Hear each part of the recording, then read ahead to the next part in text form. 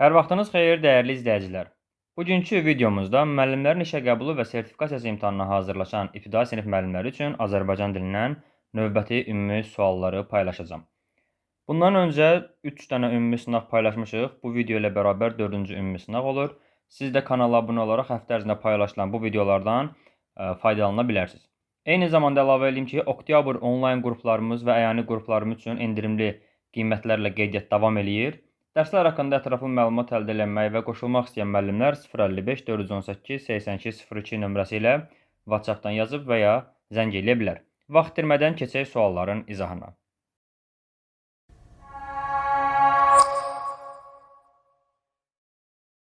Verilən nümunələrdəki modal sözlərdən biri danışanın ifadə etdiyi fikrə münasibətinə görə fərqli mənadadır. Ümumiyyətlə, modal sözlər danışanın ifadə etdiyi fikrə münasibət bildirən köməkçi nitq hissələrdir. Deyir ki, indi bu ifadə olunan fikirlərdən biri fərqli mənadadır. Gəlin, baxaq. Qısası səninlə getməyə hazıram. Qısası modal sözü ümumiləşdirmə və nəticə bildirir. Rəşid ümumiyyətlə bizə qarşı deyildi. Rəşid ümumiyyətlə bizə qarşı deyildi. Burada ümumiyyətlə yenə ümumiləşdirmə və nəticə bildirən modal sözdür. Olmaya məni özünə yaraşdırmırsan. Olmaya modal sözü yenə vergüllə ayrılıb. Bu modal söz güman şübhə bildirir. Ümumiləşdirmə və nəticə bildirmir. Bu artıq fərqləndi. Qərəz, Cahid onun sübutunu qəbul etmədi. Qərəz, əl-qərəz bunlar da yenə ümumiləşdirmə və nəticə bildirir. Sənin gözlədiyin gün gəldi nəhayət. Nəhayət modal sözü də ümumiləşdirmə və nəticə bildirir. Yəni, A bəndində qısası, B bəndində ümumiyyətlə, C variantında olmaya güman şübhədir, onu çıxıram. D variantında qərəz və Y variantında nəhayət. Bu dördü ümumiləşdirmə və nəticə bildirir, olmaya güman şübhə. Deməli, doğru cavabımız olacaq C variantı. Davam edirik ikinci sualdan. Hansı cümlədə fe'li birləşmə fərqli cümlə üzvü vəzifəsindədir? Bu tipli şərtlərdə biz nə edirik? Bütün bəndləri bir-bir analiz edirik və fərqli cümlə üzvü olan fe'li birləşməni müəyyənləşdiririk. Axşam düşən kimi təclik məni sıxır.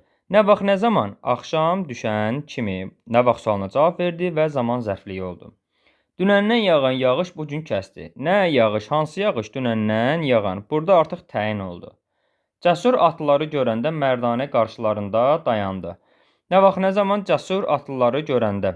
Burada cəsuru adam adı kimi də düşünmək olar. Cəsur atlıları görəndə, nə vaxt, nə zaman atlıları görəndə hər iki məqamda fe'li birləşmə var və zaman zərfliyi olur. Atandan icazə almamış heç yerə getmə. Atandan icazə almadan getmə. Nə vaxt, nə zaman? Onu dağlara heyrətlə baxan gördüm. Nə tərzdə gördüm? Onu dağlara heyrətlə baxan gördüm. Hamısı zərflikdir. Bir dənə B variantında dünəndən yağan təyindir cümlə üzvünə görə digərlərindən fərqləndi bu fe'li birləşmə. Davam edirik növbəti sualdan. Səhv fikri müəyyən edin. Aşiq sözündəki bir səsdən hüquq sözündə də işlənib. Aşiq sözünün tələffüzü olacaq. Aşiq K ilə tələffüz olunur. Hüquq sözünün tələffüzü olacaq.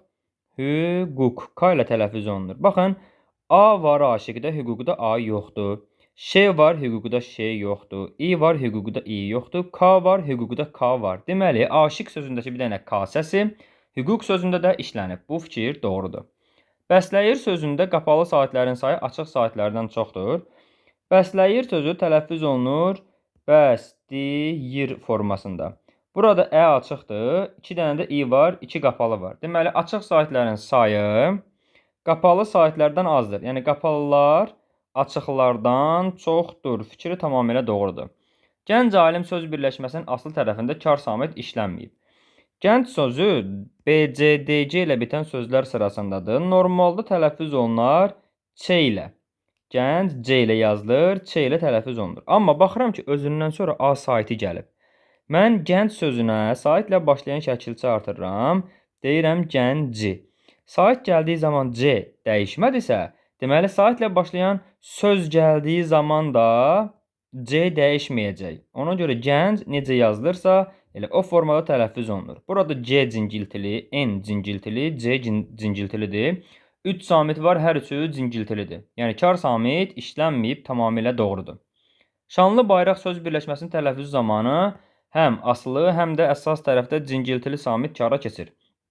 Gəlin tələffüz eləyək. Şanlı sözü tələffüz olunur şanlı formasında, bayraq tələffüz olunur Bayraq formasında. Deməli, burada şanlıdakı el keçdi N-ə, bayraqdakı G keçdi nəyə? X-yə. Həm asılı, həm də əsas tərəfdə cingiltili samit kara keçir. Burada el cingiltili samit N cingiltili samitinə keçdi. Kara keçmədi. İkinci tərəfdəki G kara keçdi X-yə. Bu doğrudur. Amma el N-ə keçdiyi zaman cingiltiliyə keçdi. Kara keçmədi. Deməli, burada bir səhvlik var. Zülm sözü bir hecalı sözdür. Yəni, biz bu sözü yazarkən zülm bu formada yazılır və hecalar da sözün yazılışına görə aparılır, tələffüzünə görə yox. Ona görə də bu fikir tamamilə doğrudur. Yanlışımız olacaq D variantında. Keçirik növbəti suala. Suala keçmədən öncə qeyd edeyim ki, oktyabr üçün həm onlayn, həm də əyani dərslərimizdə endirimli qiymətlər var. Bu qiymətlərlə maraqlanmaq üçün 055 418 82 02 nömrəsi ilə əlaqə saxlaya bilərsiniz. Dördüncü sual. Cümlələrdən biri quruluşuna görə fərqlidir. Cümlələrin quruluşu iki yerə bölünür. Sadə cümlələr və mürəkkəb cümlələr. Sadə cümlələr bir qrammatik əsasdan, mürəkkəb cümlələr isə iki və daha artıq qrammatik əsasdan ibarətdir. Qrammatik əsas deyəndə biz mübtəda və xəbəri nəzərdə tuturuq. Adamın insafı yol vermir, yazığı gəlir. Yol vermir, adamın insafı yol vermir. Yazığı gəlir, frazeoloji birləşmədir. Bir tərəf frazeoloji birləşmə ilə ifadə olunub tamamilə, yəni şəxsiz cümlədir. Bu zaman onu biz mürəkkəb götürürük. Eyni zamanda biz onu laf frazem kimi götürməsək də, cümləyə hərfi məqamda baxsaq, adamın insafı, yol verməyən adamın insafıdır, gələn də yazığıdır. Adamın yazığı gəlir, adamın insafı yol vermir. Yenə də burada fikirlər, mübtədalar, şəxslər, subyektlər fərqlidir. Ona görə də A bəndi mürəkkəb cümlədir. Yazıram bura, mürəkkəb. Eyni zamanda bunun digər izahı da nədir? Yol vermir adamın insafı. Birinci tərəf öz mübtədası olan müəyyən şəxsli cümlədir. İkinci tərəf frazeoloji birləşmə ilə ifadə olunmuş şəxsi cümlədir. Buna görə də mürəkkəbdir. Dünya bir pəncərədir, hər gələn baxan keçər. Pəncərədir dünya. Baxar, keçər, kim? Hər gələn. Yenə vergüldən həm əvvəlin, həm də sonranın özünün mübtədası, xəbəri var. Mübtədası, xəbəri var. Demək ki, bu cümlə mürəkkəb cümlədir. Yazırıq mürəkkəb qısa olaraq. Qurdla dost ol, amma baltanı yerə qoyma. Dost ol, kimi ilə qurdla? Kim dost olsun, sən dost ol. Bu cümlədə mübtəda yoxdur, amma mən bərpa eləyə bilirəm. Sən dost ol. Amma baltanı yerə qoyma. Kim qoymasın, sən qoyma. Sən dost ol, sən yerə qoyma. Hər iki iş sənə aiddir. Deməli, hər iki xəbər eyni şəxsə aiddirsə, bu cümlə olacaq sadə cümlə. İşləməyən dəmiri pas məhv edər, insanı tənbəllik.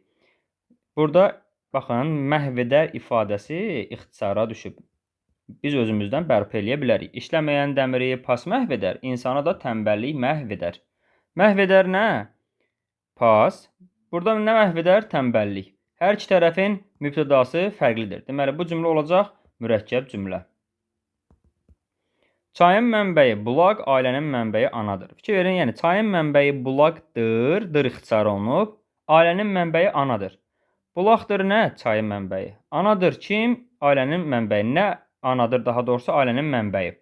Deməli, birinci tərəfin öz mübtəda xəbəri, ikinci tərəfin öz mübtəda xəbəri var. Bu cümlə də olacaq mürəkkəb cümlə. Yəni, bizim sadə cümləmiz oldu C variantında. Digər 4 bənd A, B, D, E mürəkkəbdir. C variantı sadədir.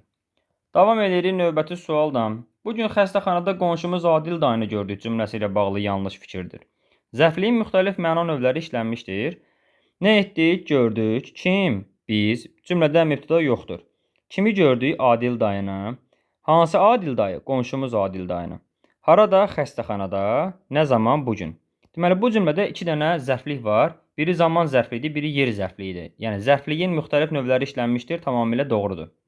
Adil dayını vasitəsiz tamamlıqdır. Bəli, kimi? Adil dayını.